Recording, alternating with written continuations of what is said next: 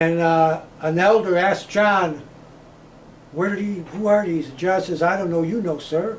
He says, these are they that came out of great tribulation. And they washed their robes in the blood of the Lamb. Saints, wake up, there's no pre-trib rapture. The souls underneath the altar there in the fifth seal, they're waiting for us. They're waiting for us that are going to be martyred and dressed in the white robes to join them, so that we would all be one and complete, what the Lord is doing. So then as we continue on, we see that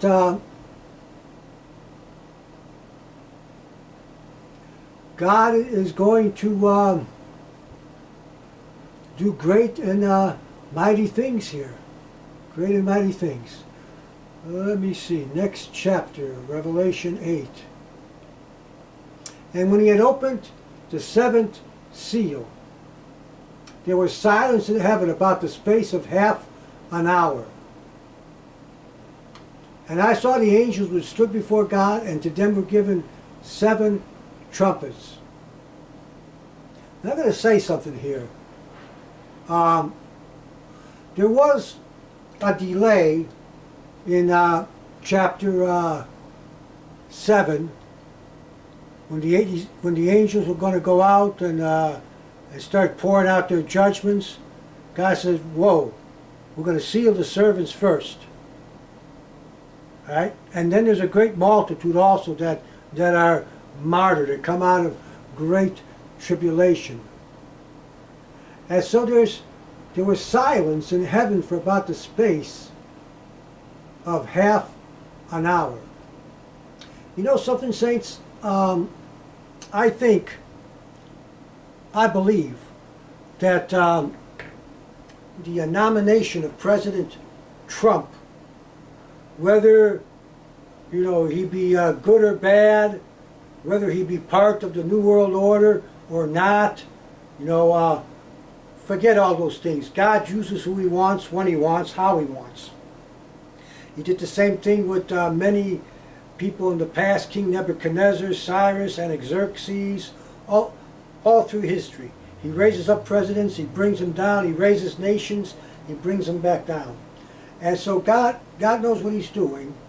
And, it's no coincidence that a man that somehow came out of just nowhere and won the presidency of the United States, and everyone, especially in politics, seems to hate him, both Republican and Democrat, and they want to declare him crazy, incompetent, that he's a Russian agent and his people are Russian agents.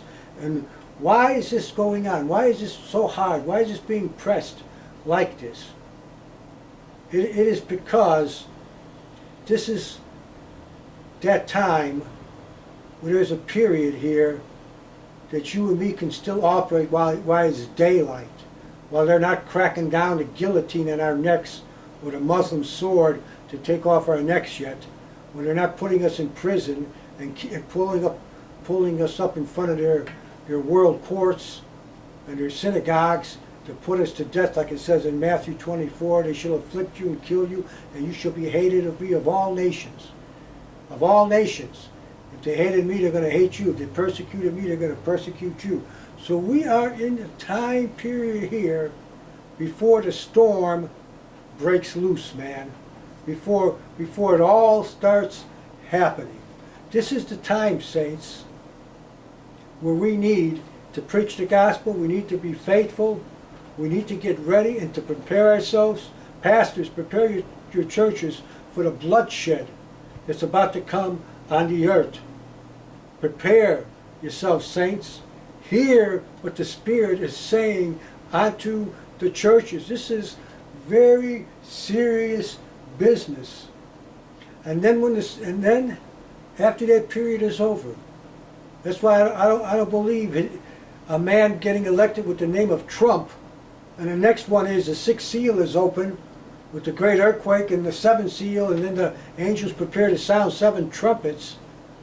This is God is showing us to us He's telegraphing it to us. Things are about to happen. You see how the whole world has changed. The acceptance of transgenderism, homosexuality, Islam, the political correctness, the hatred towards the saints being beheaded and crucified and burned in the Middle East and other countries, and it's starting to come here now, and it's going to get worse. It's going to get worse.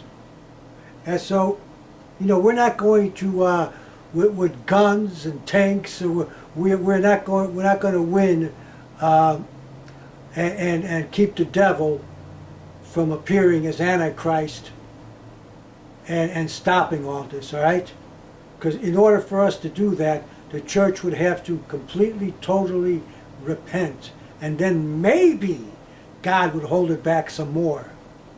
But the apostasy has taken place. The church is in the midst. It's gripped by the falling away, not the flying away, the falling away in 2 Thessalonians chapter 2.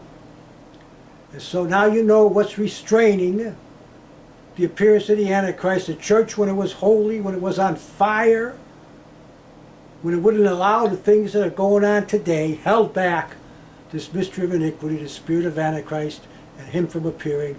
But now that the church is like the world, and carnal and worldly, and making up all kinds of doctrines of riches and other nonsense, the church is ripe for the appearance, and the world is ripe for the appearance of the Antichrist. So this is what is about to happen, and so 7 angels are going to start sounding their trumpets, and you can see what happens. And all these things start happening.